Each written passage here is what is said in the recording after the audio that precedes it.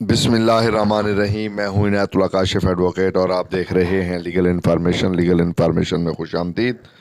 क्या पुलिस री इन्वेस्टिगेशन कर सकती है? एक केस दर्ज हुआ, उसकी तफ्तीश हो गई, चालान सबमिट हो गया। क्या क्या अब पुलिस दोबारा उस केस की तफ्तीश कर सकती है? कानून क्या कहता है? कानून की राय क्या है? जजमेंट्स क्या कहती हैं? कौन सी जजमेंट इस वक्त प्रिवेल कर रही है? इन तमाम सवालात पर गौर करने के लिए आज की वीडियो पेश खिदमत है। इससे पहले कि मैं अपने मौजू की जानिब बढ़ूँ, आपसे सदा है कि चैनल को सब्सक्राइब कर लीजिए, बेल आइकन को प्रेस कर लीजिए, वीडियो को शेयर कर दीजिए।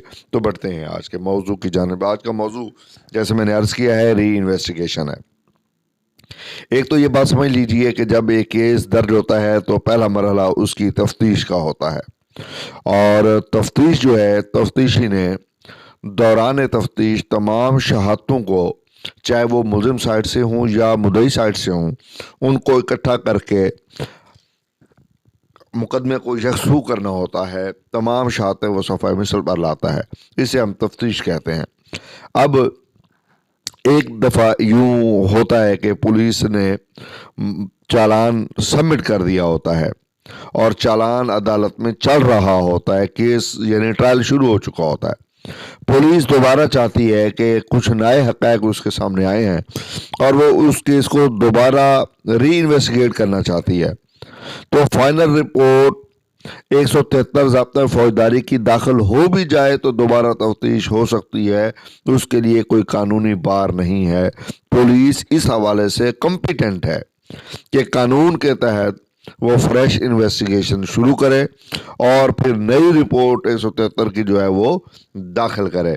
और इस हवाले से पुलिस पर किसी किस्म का कोई बार नहीं है।